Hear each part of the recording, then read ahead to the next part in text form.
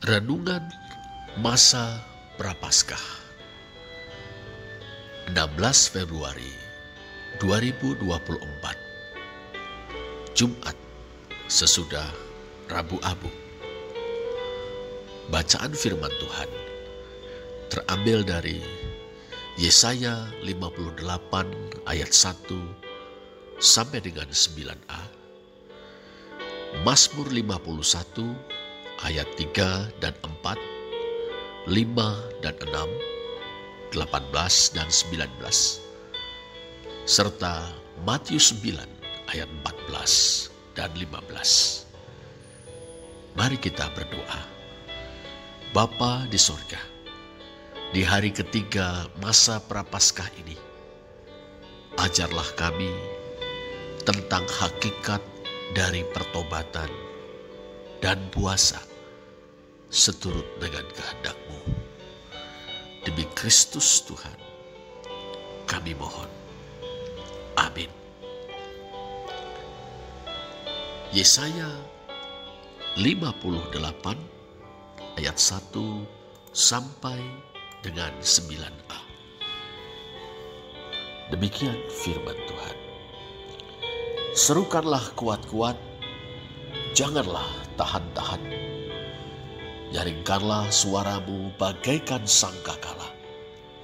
Beritahukanlah kepada umatku pelanggaran mereka, dan kepada kaum keturunan Yakub dosa mereka. Memang setiap hari mereka mencari aku dan suka untuk mengenal segala jalanku. Seperti bangsa yang melakukan yang benar dan yang tidak meninggalkan hukum Allahnya. Mereka menanyakan aku tentang hukum-hukum yang benar. Mereka suka mendekat menghadap Allah, tanyanya. Mengapa kami berpuasa dan engkau tidak memperhatikannya juga? Mengapa kami merendahkan diri dan engkau tidak mengindahkannya juga?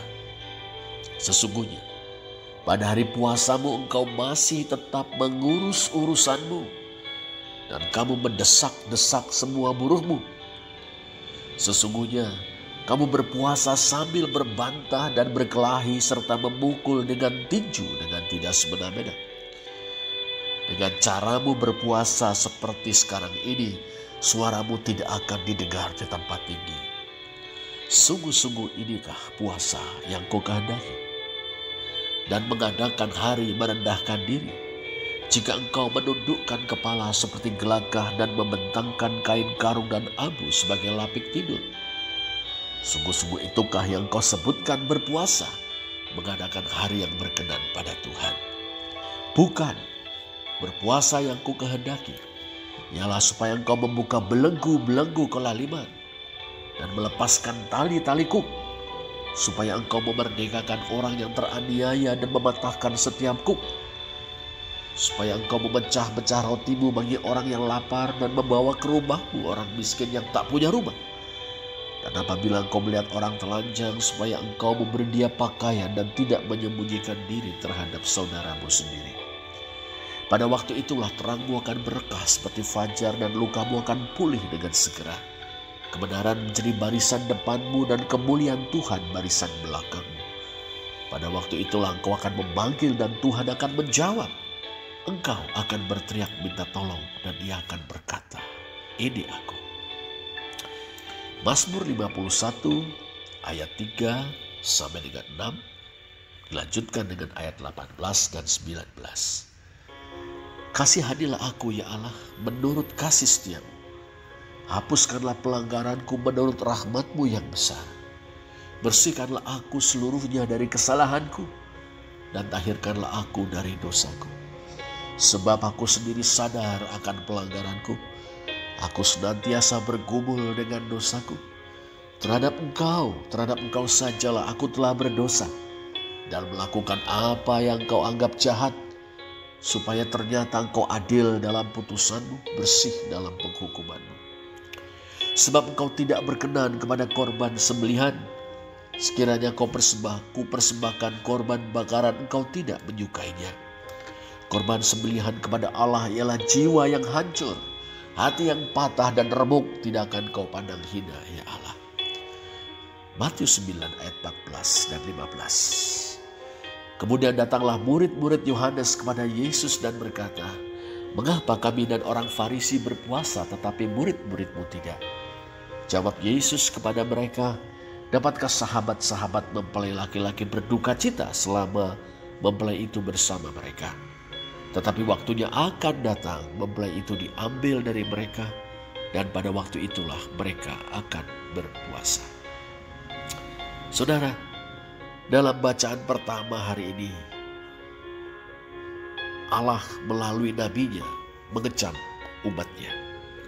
Kamu berpuasa, melakukan ritual perkabungan, merendahkan diri di hadapan Allah, menyatakan pertobatan. Kamu mengenakan kain kabung dan menaburkan abu di atas kepala. Tetapi engkau masih tetap mengurus urusanmu, yakni mendesak-desak semua buruhmu, berbantah dan berkelahi, melakukan kekerasan. Artinya, puasamu, ritual perkabunganmu hanya formalitas belaka. Tiada kesungguhan, tiada pertobatan yang sejati. Doa-doamu karena itu tidak akan sampai ke hadirat Allah, karena kamu tenggelam dalam kepura-puraan dan kemunafikan. Lantas bagaimana? Melalui nabinya Allah mengajak umatnya untuk mendobrak ketidakadilan, untuk memberi makan orang miskin, untuk melindungi para tunawisma, untuk tidak menyembunyikan diri terhadap saudara sendiri. Dengan perkataan lain, saudara, berkabunglah untuk menyesali dosa, merenungkan betapa Allah berbelas kasihan kepada kita, dan berhentilah berbuat tidak adil kepada orang lain. Mulailah bersikap welas asih kepada sesama, khususnya yang membutuhkan uluran tangan kita. Saudara, perlulah kita bertanya kepada diri kita sendiri, berapa banyak orang dalam komunitas kita, keluarga kita, rumah kita, atau lingkungan kita yang memerlukan bantuan kita. Bantuan untuk meringankan beban-beban jasmani dan rohani yang menghimpit mereka. Uluran tangan kita akan menyalurkan kasih Allah ke dalam kehidupan sesama kita secara nyata. Ketika kita dapat melihat dan memenuhi kebutuhan orang-orang di sekitar kita, kita akan melihat dan bertemu Kristus dalam diri mereka. Maka terang kita akan bersinar, kesaksian kita menjadi nyata. Kita memuliakan Allah. Amin. Mari kita berdoa.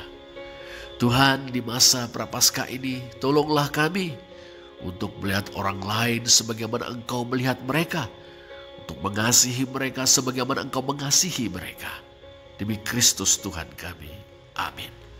Saudara, saat kita berusaha merendahkan hati kita, melepaskan ego kita, biarlah kita dipenuhi dengan cinta kasih Tuhan.